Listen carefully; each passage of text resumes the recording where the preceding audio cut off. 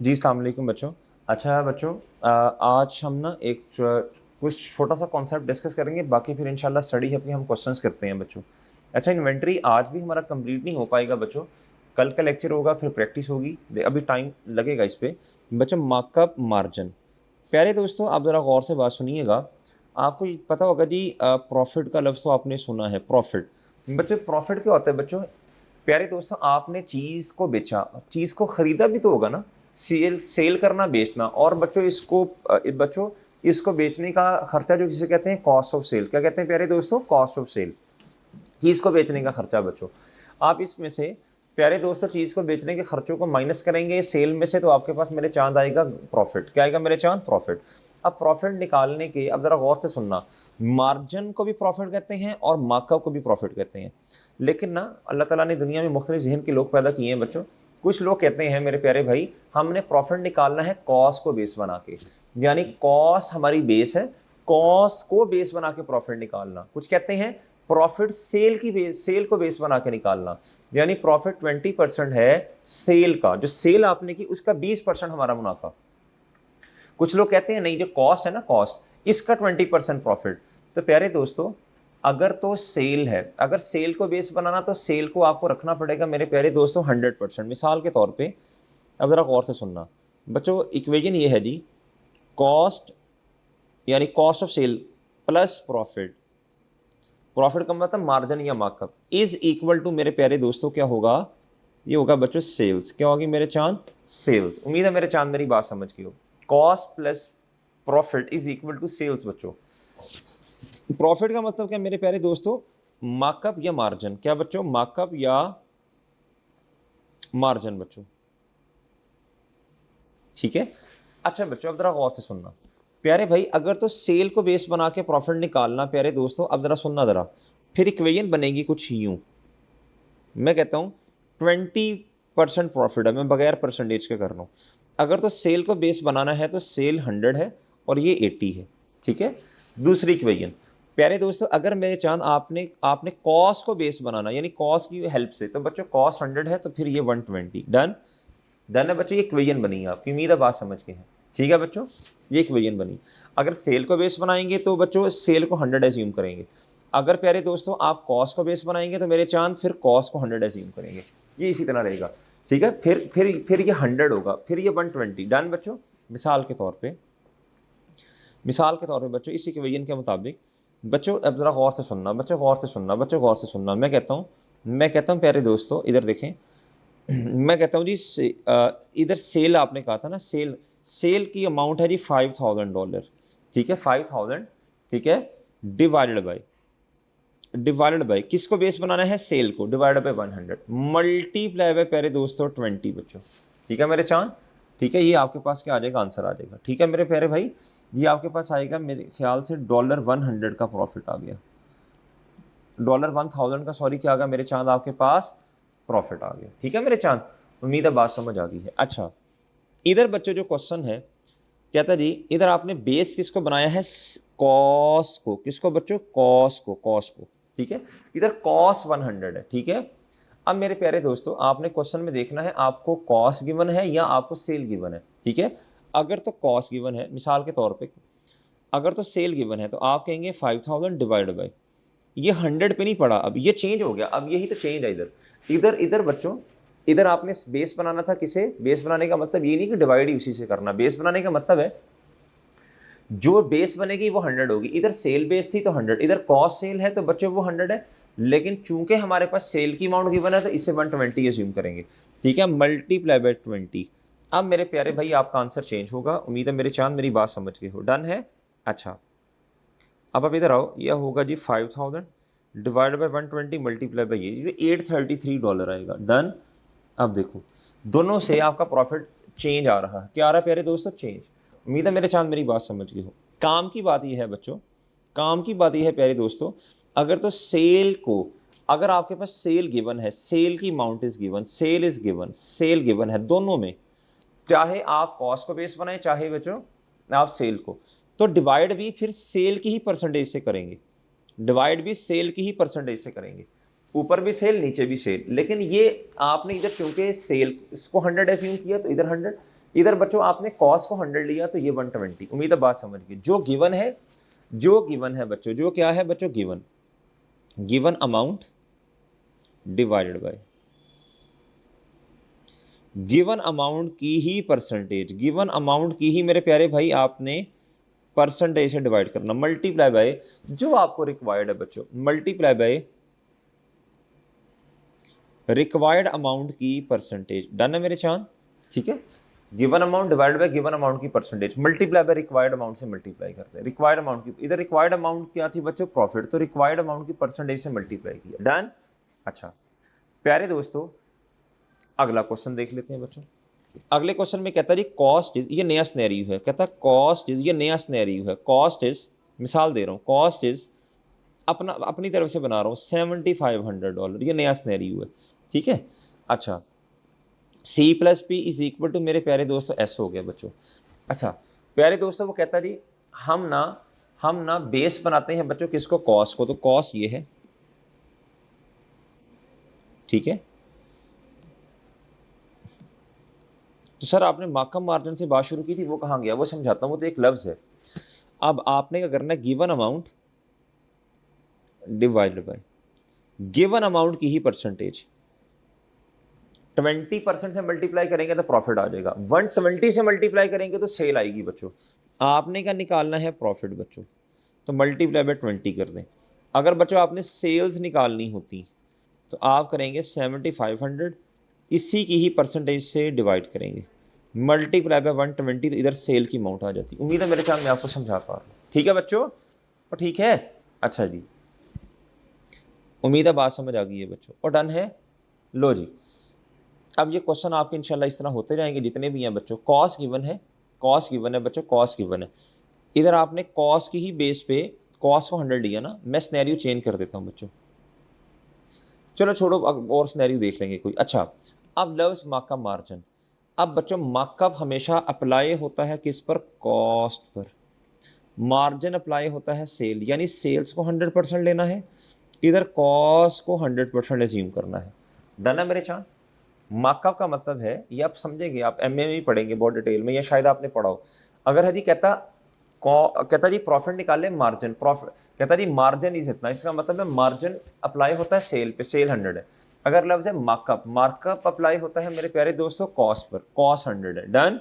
इधर देखें, cost C plus P is equal to S बच्चों, margin always applied on sales बच्चों, margin always applied on sales बच्चों, markup always applied on cost, यानी इधर cost 100%, उधर बच्चों सेल्स 100%। एग्जाम्पल, अगर क्वेश्चन में लिखा हो मार्जिन मार्कअप ना लिखा हो, profit is 20% on cost, on के बाद ऑफ के बाद ऐड के बाद जो लव्स है बच्चों, कॉस्ट या सेल, वो 100% है फिर, अगर मार्कअप मार्जिन नहीं बताया तो। डन है मेरे प्यारे भाई?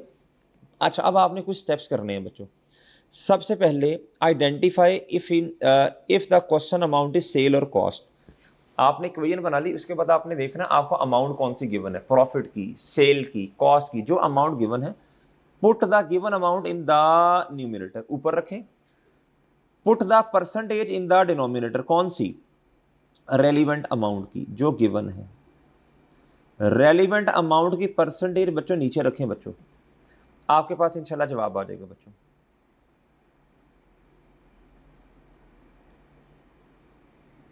ठीक है मेरे चाह, multiply with the required percentage. ठीक है बच्चों, अब इधर आए बच्चों, ये मैं क्वेश्चन सॉल्व करता हूँ। एग्जाम्पल है 20% ऑन कॉस्ट। इक्वेशन क्या बनी प्यारे दोस्तों, इधर देखो ये इक्वेशन बनी, ये फॉर्मूला, कॉस्ट प्लस ऑन के बाद लफ्ज है कॉस्ट ना, तो कॉस्ट 100 है, 100 प्रॉफिट, और ये गिवन क्या है प्यारे दोस्तों, आप सुनना जरा। कहता 800 की कॉस्ट है, कितनी कॉस्ट है बच्चों, 800 ये कॉस्ट है, डिवाइडेड बाई इसकी अपनी परसेंटेज कितनी है, 100। आपको चाहिए क्या, मल्टीप्लाई बाय, चाहिए प्यारे दोस्तों क्या जी, आपको चाहिए जी सेल प्राइस, मिसाल दे रहा हूँ, ये ना आपको सेल प्राइस चाहिए, सेल प्राइस चाहिए तो 120 से मल्टीप्लाई कर दें। इसी फार्मूला में अगर आपको प्यारे दोस्तों प्रॉफिट चाहिए तो 20 से मल्टीप्लाई कर दें। उम्मीद है मेरे साथ आपको मेरी बात समझ आ गई है। डन है बच्चों? एग्जाम्पल 8, 20% ऑन सेल्स, तो इक्वेशन क्या बनी जी, सेल 100 है तो C plus P is equal to ये, गिवन क्या है 800, तो अब बच्चों 800 ये क्या है बच्चों, 800 कॉस्ट है, डिवाइडेड बाय, अब ये 80 पे है, 100 से मल्टीप्लाई करेंगे तो सेल प्राइस आएगी, प्रॉफिट निकालना है तो 20 से मल्टीप्लाई करना पड़ेगा। उम्मीद है मेरे चांद बात समझ आ गई है। डन। अब ये कुछ एग्जांपल आपके सामने बच्चों, इधर देखो, कहता जी A B C D E product, cost सारों की गिवन है, 20% मार्कअप। 20% मार्कअप का मतलब है C plus P is equal to S, markup का मतलब ये 20, markup 100 plus is equal to 120। Done है बच्चों, मार्कअप यानी कॉस्ट 100 है, मार्कअप। जी इधर देखें बच्चों, आप गौर से सुने, ये 1 लाख है बच्चों, ये पूरा लिख देना इधर, 1 lakh divided by 100 multiply by 120, sale price आ गई। और अगर प्रॉफिट निकालना है तो सेल में से कॉस्ट माइनस कर दें, नहीं तो मल्टीप्लाई बाई इधर 20 कर दें। ठीक है, इधर 270 मैं सॉल्व करता हूँ, 270 मार्जिन है, मार्जिन का मतलब सेल 100 है। ठीक है, यानी इक्वेशन बनेगी इधर बच्चों 85 प्लस 15 इज इक्वल टू 100, यानी सेल 100 रखनी है ना आपने, C plus P is equal to है सेल 100। तो आपको गिवन क्या है, कॉस्ट, मल्टीप्लाई बाय 100 कर दें प्यारे दोस्तों, सेल आ जाएगी, या मल्टीप्लाई बाय 15 कर दें तो प्रॉफिट आ जाएगा। 25% मार्कअप बच्चों 830 डिवाइडेड बाय, मार्कअप का मतलब कॉस्ट है ना, तो कॉस्ट 100 है, मल्टीप्लाई बाय 125 करेंगे तो सेल प्राइस आएगी, और मल्टीप्लाई बाय 25 करेंगे तो प्रॉफिट आएगा। ये भाई 30% उसी तरह। ये मार्जिन का मतलब, मार्जिन का मतलब बच्चों, मार्जिन का मतलब है 50%, ये इसका मतलब है बच्चों सेल 100 है, C plus P is equal to S, 100 ये है प्यारे दोस्तों, इसका मतलब 50 ये, और मार्जिन तो वैसे ही 50 है ना जी। आप पहले प्रॉफिट लिखा करें, आप पहले देखें किस की बात कर रहे हैं, कॉस्ट की या सेल की, वो लिखें, फिर प्रॉफिट लिखें, फिर बैलेंसिंग फिगर खुद आ जाएगी। तो कॉस्ट गिवन है बच्चों आपको $500 डिवाइडेड बाय, प्यारे भाई डिवाइडेड बाय मेरे प्यारे भाई, ये कॉस्ट है ना, तो कॉस्ट है कितने परसेंट पे, ये मल्टीप्लाई बाय 50 करें सेल प्राइस, और क्योंकि मार्जिन भी इतना ही है तो मल्टीप्लाई बाय 50, यही मेरे प्यारे दोस्तों आपका प्रॉफिट भी आ जाएगा। उम्मीद है मेरे प्यारे भाई आपका मेरे चांद बात समझ आ गई है। ठीक है चांद, अच्छा बच्चों, अब छोटी सी बातें बच्चों, छोटी सी बातें बच्चों, छोटी सी बातें बच्चों, इधर देखो भाई, अब ना ये इधर आना, ये मैं अभी नहीं पढ़ा रहा, ये मैं नहीं पढ़ा रहा, नेट ये पूरा कॉन्सेप्ट है बच्चों, इसकी अच्छी खासी प्रैक्टिस करेंगे इंशाल्लाह, ये नहीं पढ़ा रहा, नीचे आए। एक्सट्रैक्ट एंड डिस्क्लोजर बच्चों, इसका मतलब है अगर कभी आपको आप प्रॉफिट एंड लॉस में क्या लेके जाएंगे, कॉस्ट ऑफ सेल, सेल और cost of sale profit and loss में जाएगी। हम जो कि खर्चे की बात कर रहे हैं, ये अभी क्या होता है ये हमने पढ़ा नहीं है। प्रॉफिट एंड लॉस अगर आप बनाएंगे तो इस चैप्टर से रिलेटेड बच्चों कॉस्ट ऑफ सेल जाएगी एक्सपेंस में, और बच्चों एसेट में जाएगी इन्वेंटरी, स्टॉक। अब स्टॉक मैंने आपको बताया था 3 तरह का, आपने एमए में भी देखा होगा, पढ़ा होगा, रॉ मटेरियल, समाई फिनिश गुड, जिसे आप कहते हैं इंटरमीडिएट गुड या वर्क इन प्रोसेस, फिर फिनिश गुड, 3 तरह का स्टॉक है बच्चों। ठीक है, ये बस याद रख लें। अब ये देखना, ये जरा ये डिस्क्लोजर्स क्या है बच्चों, डिस्क्लोजर ये देखना प्यारे भाई, 4 बातें ना, डिस्क्लोजर्स का मतलब होता है अंग्रेजी में लिखना, नोट्स बनाना, अंग्रेजी में लिखना। नंबर्स तो आ गए ना बच्चों, प्रॉफिट एंड लॉस में और स्टेटमेंट ऑफ फाइनेंशियल पोजीशन में एसेट, कैपिटल, लायबिलिटी आएगा, प्रॉफिट एंड लॉस में एक्सपेंसेस और इनकम आएंगी। इसके अलावा इन इनकम इन प्यारे दोस्तों प्रॉफिट एंड लॉस स्टेटमेंट और एसओएफपी स्टेटमेंट ऑफ फाइनेंशियल पोजीशन में जो इंपॉर्टेंट बातें हैं प्यारे दोस्तों, ये भी आपने बतानी है, उसे कहते हैं नोट्स। 4 बातें इस चैप्टर से रिलेटेड आएंगी बच्चों। आपने कौन सी काउंटिंग पॉलिसी यूज़ की, और मेथड तो 2 है ना, FIFO को एक और कर लें, यूनिट कॉस्ट या एक्चुअल कॉस्ट बच्चों, वो तो खैर बहुत कम यूज़ होता है जी। पॉलिसी बच्चों दो चीज़ें, पीरियोडिक और क्या बच्चों, परपेचुअल। डन बच्चों, ये आपने अंग्रेजी में लिखना कि हमारी पॉलिसी, हमारा मेथड, हमारा सिस्टम कौन सा है, कैरिंग अमाउंट, हमारी इन्वेंट्री किस अमाउंट पर पड़ी है। इसमें 2 बातें हैं, अभी तो सिर्फ आपको ये पता ना कि एंड पर या तो FIFO में पड़ी, FIFO के मुताबिक होगी, या फिर एक्चुअल कॉस्ट, या फिर प्यारे दोस्तों एवको के मुताबिक। एक बात और भी है, वो छोड़ें, amount of inventory recorded as an expense बच्चों। ठीक है बच्चों, यानी कॉस्ट ऑफ सेल कितनी है, चीज़ को बेचने का खर्चा कितना है। तो ये 3 बातें मैंने आपको बताई। अब ये वाली बात अभी नहीं पढ़ा सकता, क्योंकि बच्चों इसमें यह है कि अगर कोई इन्वेंट्री ख़राब होगी तो उससे रिलेटेड ये बात है, वो NRV एक कॉन्सेप्ट है, नेट रियलाइजेबल वैल्यू, वो पढ़ेंगे तो ये समझ आएगा। छोटी सी बात और, why we maintain inventory, inventory को क्यों मेंटेन किया जाता। बच्चों meeting variation in production demand बच्चों, क्योंकि डिमांड बढ़ती है कम होती है तो हमें एग्जैक्ट पता नहीं होता, इसलिए हम चीज़ें पहले ही अपने पास रख लेते हैं कि कितने क्वार्टर ऑर्डर्स आएंगे एक्सपेक्टेशन की बेस पे बच्चों। इकोनॉमीज ऑफ स्केल बच्चों, जब आप बल्क में चीज़ें लेते हैं तो फिर आपको ना डिस्काउंट मिलता है जिससे आप कहते हैं ट्रेड डिस्काउंट, ठीक है। आपकी ट्रैवलिंग कॉस्ट कम हो जाती है बच्चे। एक ट्रक के बच्चे उसमें ना, मिसाल दे रहा हूँ, उसमें बच्चे 100 एसी आ सकते हैं बच्चों। आपने एक दफ़ा 20 मंगवाए, फिर 20, फिर 20, फिर तो ट्रैवलिंग कॉस्ट तो पड़नी है ना बच्चों। तो फिक्स कॉस्ट आपकी बिला वजह आपकी कॉस्ट बढ़ती जानी है। आप एक ही दफ़ा चीज़ मंगवाएं बच्चों, 100 हो या 20, आने का खर्चा पेट्रोल तो उतना ही लगेगा ना बच्चों जी, जो ड्राइवर है उसको तो उतने ही पैसे देने हैं। तो बल्क में चीज़ें, इकोनॉमी द स्केल का मतलब होता है बच्चों, इकोनॉमी द स्केल एंजॉय करना।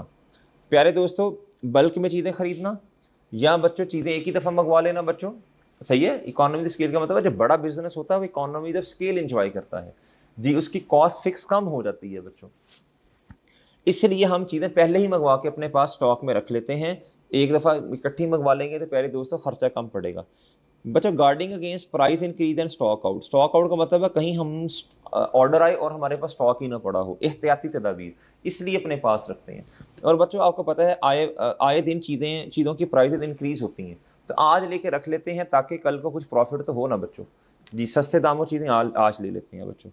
अच्छा बच्चों, अब ये कुछ चीज़ें ये मैंने पढ़ाई, ये अभी पेंडिंग है बच्चों, ये इंशाल्लाह बाद में। अब थोड़ी सी ना प्रैक्टिस में आए बच्चों। आज तो मैंने खैर पढ़ाया इतना नहीं है, बस सिंपल बताया मार्कअप मार्जिन। उसके बाद बच्चों ये डिस्क्लोजर में 3-4 चीज़ें आनी हैं। आपकी इन्वेंट्री किस अमाउंट पे पड़ी है बच्चों, आपने कौन सा सिस्टम, पीरियोडिक या परपेचुअल, जिसे कॉन्टिन्यूस वेटेड एवरेज भी कहते हैं आप परपेचुअल को, कौन सा इस्तेमाल किया प्यारे दोस्तों, मेथड कौन सा इस्तेमाल किया, सेल की तो सेल के लिए कितना एक्सपेंस आप प्रॉफिट एंड लॉस में लेगी। डन है मेरे चांद। अच्छा आप प्रैक्टिस पे हो बच्चों, कुछ क्वेश्चंस भी तो करें ना यार। लो मेरे प्यारे भाई आ जाओ इधर, शाबाश। एंड से स्टार्ट कर देते हैं बच्चों, एंड से स्टार्ट कर देते हैं जी। Below are some statements about valuation of inventory. Are the following statement true और false. IS2 inventory allow the use of FIFO for value. बिल्कुल FIFO को इस्तेमाल है। आगे कहता जी IS2 inventories allow the use of LIFO। बच्चों ये मैंने आपको उस दिन बता दिया था, ये स्टैंडर्ड है, ये हम मैनेजमेंट अकाउंटिंग नहीं पढ़ रहे, इधर इंटरनेशनल अकाउंटिंग स्टैंडर्ड्स हैं। LIFO ऑब्सलीट हो गया, ये मैंने आपको उस दिन बता दिया था बच्चों जी। बच्चों IS2 inventories allow the use of FIFO 100%, बिल्कुल ये बात बिल्कुल ठीक है बच्चों। आगे a business entity calculated two values for its inventory. कहता उन्होंने ना 2 वैल्यूज कैलकुलेट की इन्वेंट्री की, एक FIFO के मुताबिक, एक FIFO। ये आपको भी बिल्कुल पता है बच्चों, आपको भी पता है, मैं थोड़ा समझा देता हूँ। दोनों के अपने अपने तरीके हैं बच्चों। FIFO में कहते हैं एंड पर जो यूनिट्स पड़े हैं वो हमारे पास हैं। FIFO अगर आप इस्तेमाल करते हैं तो इसमें है एक मसला, अगर तो चीज़ें हैं महंगी, इन्फ्लेशन, और दूसरा है डिफ्लेशन। ये बात नोट करनी है आपने, इंशाल्लाह आपको समझाएंगे बच्चों। इन्फ्लेशन है तो FIFO कहता है एंड पर जो यूनिट्स पड़े हैं, FIFO में assumption है फर्स्ट इन फर्स्ट आउट, पहले चलेंगे। तो सस्ते यूनिट्स चलेंगे ना, सस्ते यूनिट्स चलेंगे, उर्दू में लिख लें, इधर आपने खुद लिखना है। अच्छा FIFO में क्या assumption है बच्चों, सस्ते यूनिट्स चलेंगे। अगर इन्फ्लेशन है तो सस्ते यूनिट्स चलेंगे, उर्दू में लिखो पॉज करके, सस्ते यूनिट्स चलेंगे, और महंगे यूनिट्स आपके पास पड़े हैं, ठीक है। इसका मतलब है जाने वाली कॉस्ट ऑफ सेल कम है बच्चों, यानी सस्ती है ना एज कंपेयर टू FIFO। इसका मुकाबला करना FIFO का FIFO। अगर इन्फ्लेशन है तो प्यारे दोस्तों सस्ते यूनिट्स चलेंगे, तो FIFO के अंदर कॉस्ट ऑफ सेल कम होगी, लेकिन जो स्टॉक होगा क्लोथिंग स्टॉक, वो तो महंगे यूनिट्स आपके पास, महंगे वाले, आपकी assumption है ना जो एंड पे यूनिट्स आ रहे हैं, इन्फ्लेशन है, महंगाई हो रही है, assumption ये है एंड वाले यूनिट्स पड़े हैं, वो तो महंगे दामों होंगे, तो क्लोथिंग स्टॉक ज़्यादा होगा। मैं किससे कंपैरिजन कर रहा हूँ, FIFO के साथ, कंपैरिजन FIFO के साथ किया जा रहा है, ठीक है बच्चों। मैं लिख देता हूँ इधर FIFO इन्फ्लेशन, इधर लिखता हूँ बच्चों मैं FIFO, इधर लिखता हूँ FIFO, ठीक है बच्चों। इन्फ्लेशन हो रहा है बच्चों, किस में कॉस्ट ऑफ सेल ज़्यादा होगी, FIFO में, ठीक है, इसमें कम होगी बच्चों। स्टॉक क्लोथिंग स्टॉक इसमें ज़्यादा होगा अगर इन्फ्लेशन है तो ये, डन है बच्चों। ये मैंने इन्फ्लेशन के बारे में बताया आपको।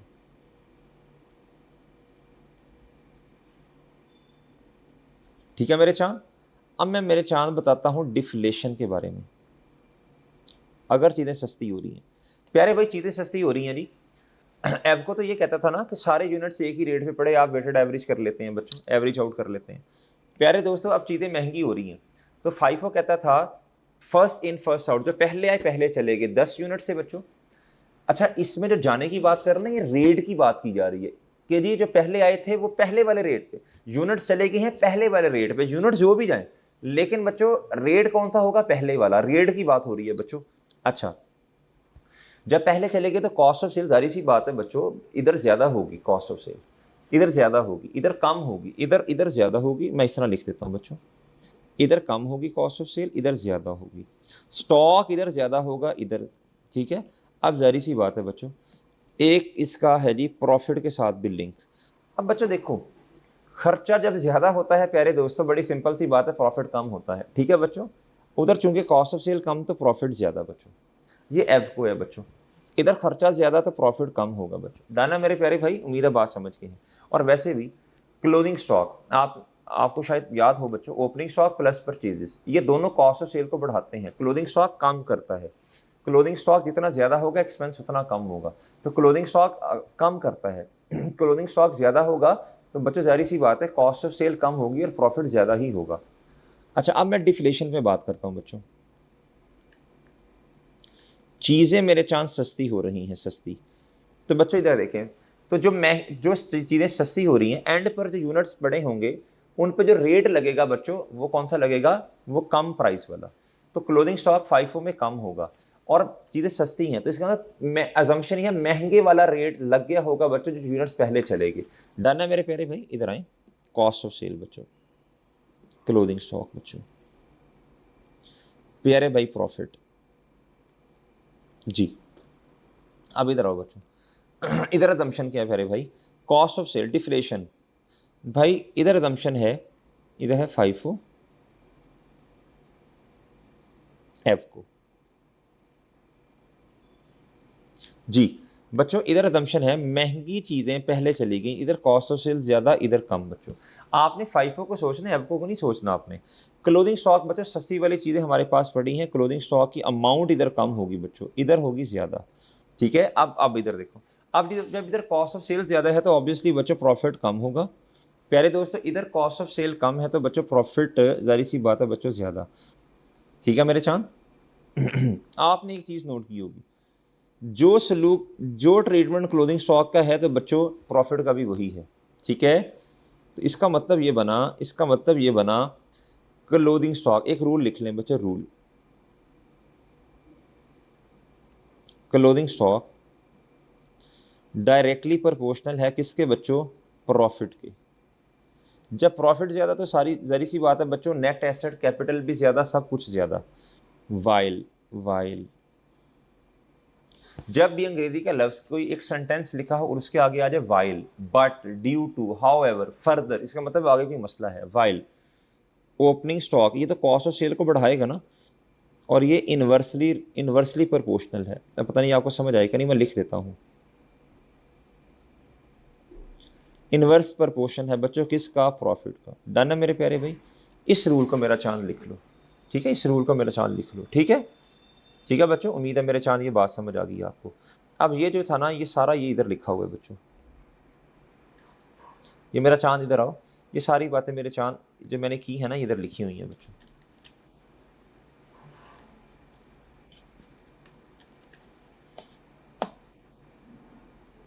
जी ये क्लोथिंग स्टॉक डायरेक्टली प्रोपोर्शनल है बच्चों, इधर मैंने समझाने की भी कोशिश की आपको बच्चों, ये देखो, ठीक है मेरे चांद, ये प्यारे भाई। और बच्चों इधर देखो, ये किस में कह रहा है, इधर देखें। अब ये तो मैंने वैसे बातें की ना, इनवर्सली प्रोपोर्शनल है कॉस्ट ऑफ सेल की क्लोथिंग स्टॉक, ठीक है। ओपनिंग स्टॉक बच्चों ये है, ये क्या है बच्चों, कॉस्ट ऑफ सेल का डायरेक्ट रिलेशन है। ओपनिंग स्टॉक का प्रॉफिट के साथ इनवर्स रिलेशन है। ये सारी बातें मैंने ओपनिंग और क्लोथिंग स्टॉक की आपको समझाने की कोशिश की। अब फाइफो में खुद देख लेना बच्चों, इधर तो नहीं लिखा हुआ, खुद देख लेना। फाइफो में स्टॉक महंगी चीज़ें हैं तो ज़्यादा पड़ा होगा क्लोथिंग स्टॉक, ज़्यादा प्रॉफिट ज़्यादा। सस्ती चीज़ें एंड पे पड़ी हैं प्यारे दोस्तों, रेट यूनिट का जो है बच्चों वो डिफ्लेशन है तो फाइफो के मुताबिक रेट एंड वालों पर कम वाला लगेगा, तो क्लोथिंग स्टॉक कम, प्रॉफिट भी कम, कॉस्ट ऑफ सेल्स ज़्यादा। अच्छा बच्चों, अब ये पढ़ते हैं जो इसने क्वेश्चन पूछा था, हम तो खैर अपनी जो है ना वो रामलीला शुरू कर ली बच्चों हमने जी। कहता दोनों में वैल्यू डिफरेंट है, the purchase cost of inventory had been falling, deflation है बच्चों। फाइफो में चीज़ें सस्ती होंगी, क्लोथिंग स्टॉक कम होगा बच्चों, याद रखना, और प्रॉफिट भी कम होगा। The profit will be lower if the FIFO method is use, but cost of sales ज़्यादा होगी, ठीक है। वो खैर उसने बताया नहीं तो यही सही है। अच्छा जी, कहता था inventory balance in the statement of financial position will be higher in the FIFO method, नहीं नहीं नहीं नहीं, क्लोथिंग स्टॉक कम होगा फाइफो में, गलत है। The net asset will be higher, नहीं नहीं नहीं नहीं भाई, अगर प्रॉफिट कम है तो भाई जारी सी बात है, प्रॉफिट अगर कम है, प्रॉफिट कम है तो बच्चों बड़ी सिंपल बात है, capital, net asset, total asset minus total liability, ये सारी चीज़ें कम हैं बच्चों। मेरी उम्मीद है बात समझ गए बच्चों आप। और नेट एसेट अगर कम है तो सारी सी बात है, नेट एसेट्स कम होने का मतलब है एसेट्स कम है, करंट एसेट भी कम ही होगा ना, स्टॉक भी कम ही होगा जी। The method of inventory will have no impact on profit, इन्ना लिल्लाहि व इन्ना इलैहि राजिऊन, गलत है बच्चों ये जी।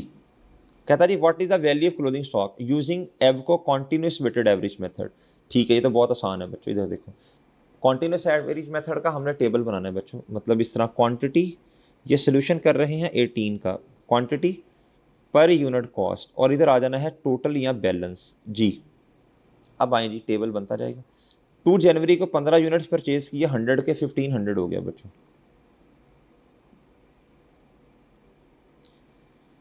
लो जी, फिर सेल कर दिए 9 को 5 यूनिट्स, ओके बच्चों, सेल कर दिए 5 यूनिट्स, सेल कर दिए बच्चों,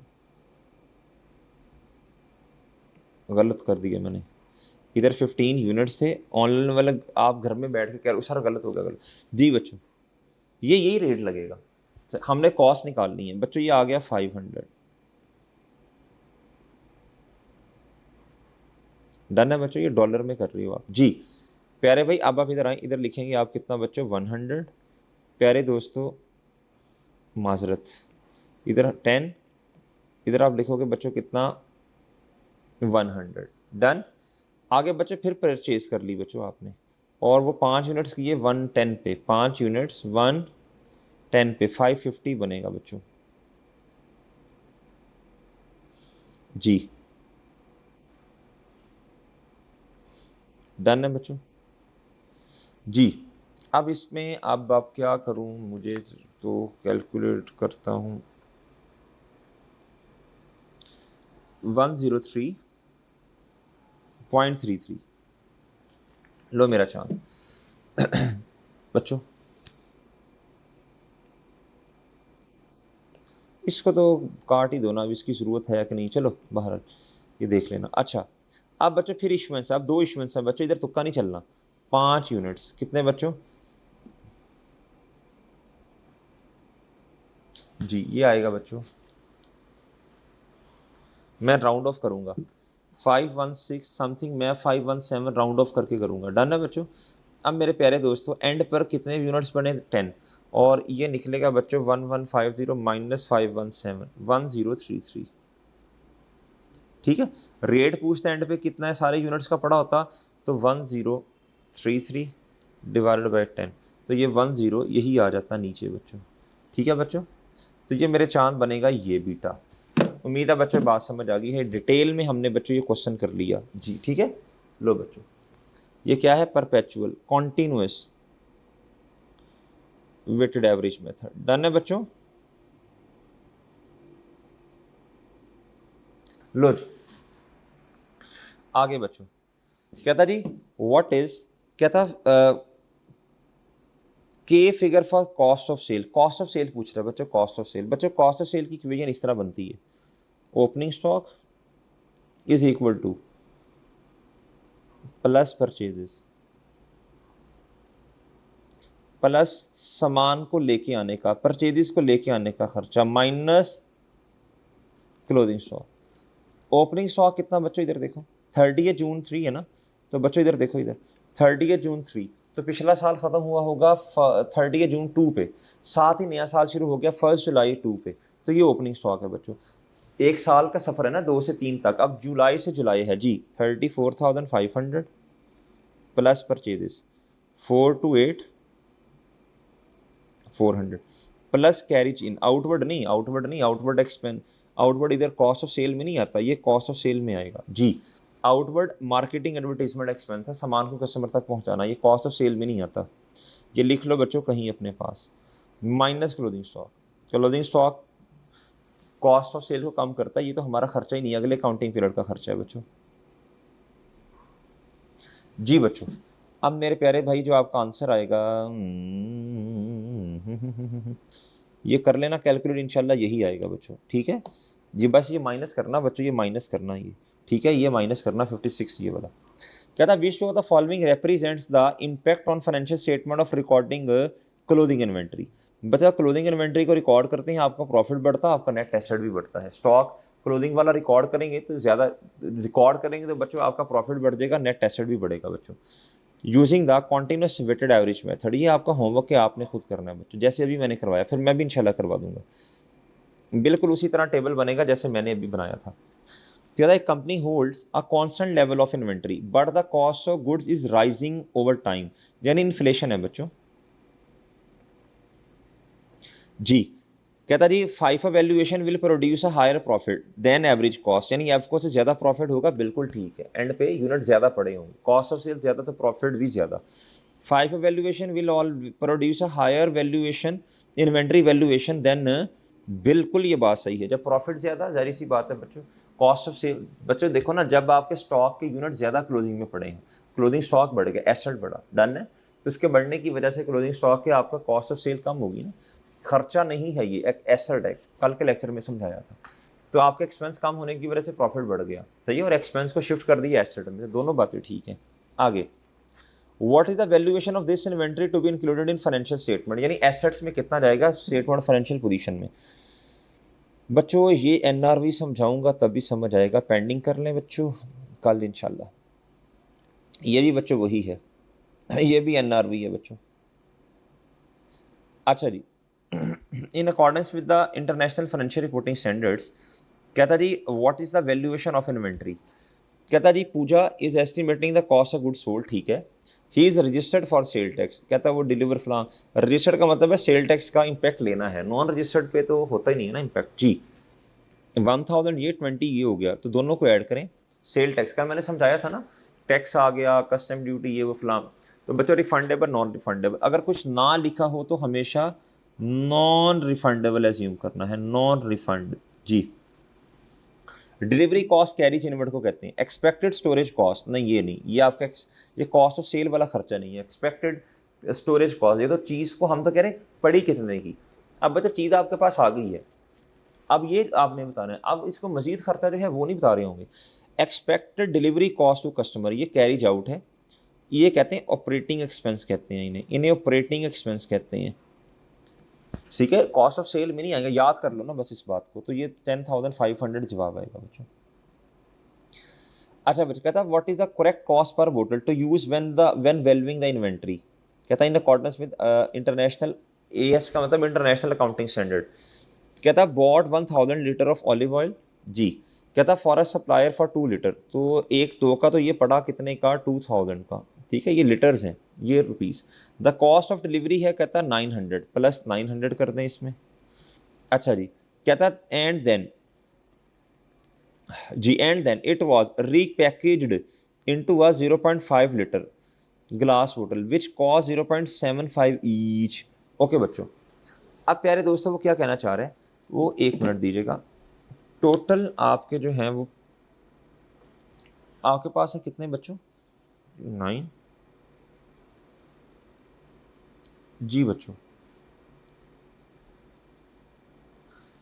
हाँ, कहता जी एंड देन इट वाज रीपैकेड, फिर हमने उनको पैक किया इनटू 0.5 लीटर ग्लास बोटल्स, कहता विच कॉस्ट इतना, अब ये पैकेजिंग कॉस्ट, ज़ाहिर सी बात है ये भी कॉस्ट को कन्वर्ट करने की कॉस्ट है प्यारे दोस्तों, 0.75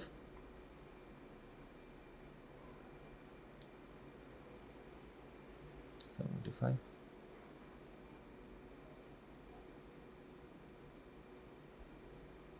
जी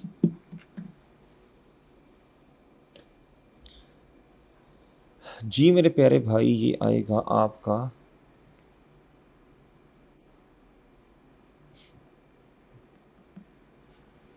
उसने पूछा पर बोतल 0.5 लीटर ग्लास बोतल, ठीक है 0.5 लीटर ग्लास बोतल। अच्छा 1 मिनट इसको रुकना, इसकी कैलकुलेशन में मसला आ रहा है, ये मैं करवाता हूँ फिर आपको, मुश्किल नहीं है, दिखाता हूँ, ये देखना पड़ेगा मुझे। अच्छा ये एनआरवी है, क्या है प्यारे दोस्तों, एनआरवी। अच्छा बच्चों इधर आ जाए, कहता जी before correcting the error what effect will the over valuation had on his profit for the period on net asset, ठीक है। कहता ओवर वैल्यूएशन, ओवर वैल्यूएशन का मतलब ज्यादा कर देना, ज्यादा कर देना, ज्यादा करना। कहता William had made an error and he calculated the valuation of his closing inventory, closing inventory को वैल्यूएट करते गलती कर दी और क्या कर दिया, ओवर वैल्यूएशन कर दी, यानी ज्यादा कर दिया। अब ज्यादा करने की वजह से बच्चों सिंपल सी बात है, क्या मसला होगा, क्लोथिंग स्टॉक बढ़ गया, क्लोथिंग स्टॉक बढ़ेगा तो प्रॉफिट आपका मेरे प्यारे दोस्तों ओवर स्टेटेड होगा, ज्यादा होगा, स्टॉक भी आपका ओवर स्टेटेड, प्रॉफिट भी ओवर स्टेटेड, नेट एसेट्स भी आपकी यानी कैपिटल भी ओवर स्टेटेड। जब आपका खर्चा कम हो गया, क्लोथिंग स्टॉक ज्यादा है, खर्चा कम हो गया, आपने बिला वजह एसेट बढ़ा दिया, एसेट में ट्रांसफर कर दिया, खर्चा कम कर दिया, खर्चा कम किया तो प्यारे दोस्तों प्रॉफिट बढ़ा, प्रॉफिट बढ़ा तो नेट एसेट कैपिटल भी बढ़ गया बच्चों। उम्मीद है मेरे चांद बात समझ आ गई। कॉन्टिन्यूस वेटेड एवरेज मेथड हिम्मत कीजिएगा बच्चों, जो टेबल मैंने बनाया वैसे ही सॉल्व करना बच्चों, मैं करवा दूंगा इंशाल्लाह आपको दोबारा। जी ये नेट रियलाइजेबल वैल्यू वाला आ गया बच्चों, कल देख लेंगे इंशाल्लाह। अब इधर कहता फर्स्ट इन फर्स्ट आउट, मैं यही वेट कर रहा था यार इसका भी एक क्वेश्चन आ जाए, फर्स्ट इन फर्स्ट आउट। कहता जी आपके पास कितने यूनिट्स, अच्छा सबसे पहले आपने प्यारे दोस्तों आपने क्लोथिंग स्टॉक के यूनिट्स निकालने हैं, फिर आपने आइडेंटिफाई करना किस शिपमेंट में से हैं।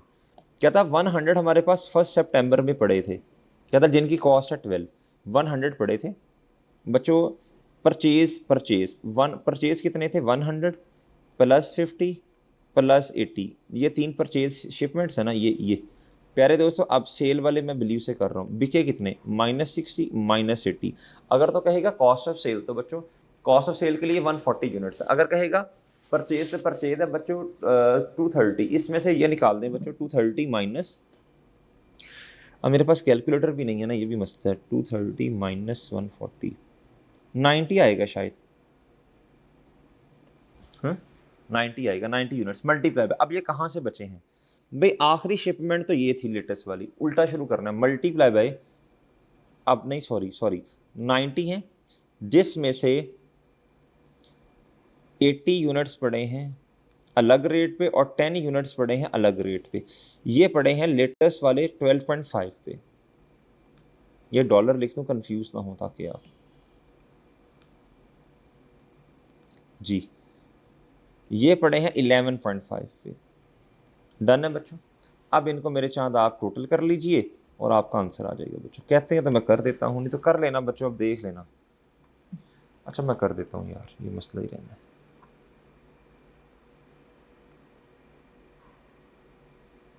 इधर आता है 1000, जी इधर आएगा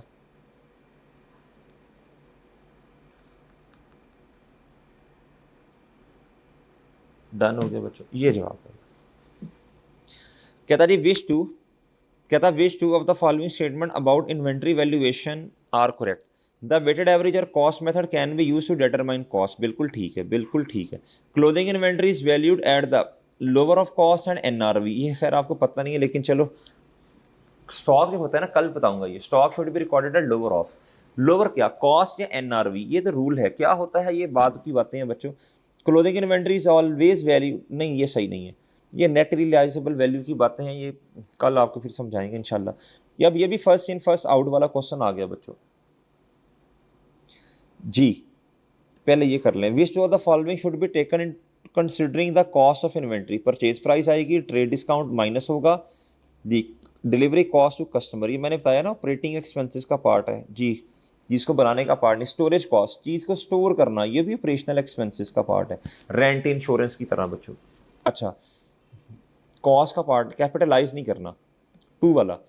कहता जी continuous weighted average method for valuing inventory, homework बच्चों ये मैंने उससे पहले भी आपको करवाए थे, जी मैं करवाऊंगा इंशाल्लाह, परेशान नहीं होना आपने। इधर आ जाए, FIFO वाला प्रैक्टिस करें बच्चों। FIFO सबसे पहले बच्चों यूनिट्स कितने थे इनके पास जी, अल्लाह भला करे, 50 यूनिट्स यार, 50 यूनिट्स थे। कितने थे बच्चों? 50। भाई 50 यूनिट्स थे, फिर दोबारा परचेज की, नहीं ग्रीन करते हैं ना इनको, 50 थे, फिर परचेज की, फिर परचेज की बच्चों। तो परचेज वाले यूनिट्स आ गए बच्चों जो पड़े हैं इनके पास, 50 यूनिट्स प्लस 60, नहीं प्लस 40, माजरत प्लस 40। मैं हूँ भाई, और मेरे साथ भी आज मैं हूँ जी, माइनस प्यारे दोस्तों। अब आपने सेल वाले ये 30 और 20 माइनस करते हैं, ठीक है। वो कहता जी what is the value of Thomas inventory बच्चों। भाई देखो क्लोथिंग इन्वेंट्री की बात कर रहा है और FIFO कह रहे हैं, तो क्लोथिंग में कितने यूनिट्स बच गए, ये आएगा 150, 100 यूनिट्स। कितने बच्चों? 100। डन है बच्चों, 100 यूनिट्स। अगर कहता ना कॉस्ट ऑफ सेल बताएं तो ये 50 थे, ये 50 यूनिट्स आते। अच्छा 100। अब ये पड़े किस में से हैं? आखिरी शिपमेंट में तो सिर्फ 60 यूनिट्स हैं, बाकी फिर 40 ये वाले होंगे। डन है मेरे प्यारे भाई जी। 100 यूनिट्स, दो कैटेगरीज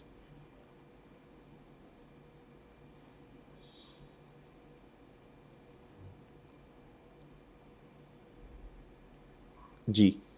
प्यारे दोस्तों इधर आए, 2.70 और 2.60।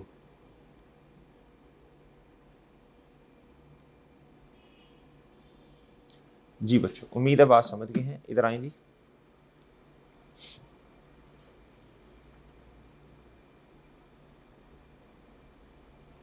$1.162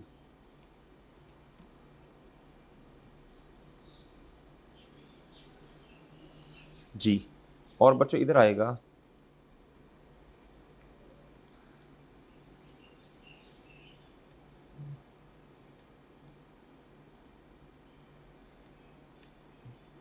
ये काम जल्दी हो जाना था, लेकिन आज कैलकुलेशन भी मैं ही कर रहा हूँ। लो बच्चों ठीक है, चलो बच्चों ये आपकी कुछ चीज़ें स्टडी है, आपके क्वेश्चंस रह गई हैं। कॉन्सेप्ट क्योंकि अभी रहता है ना NRV, नेट रियलाइजेबल वैल्यू जी।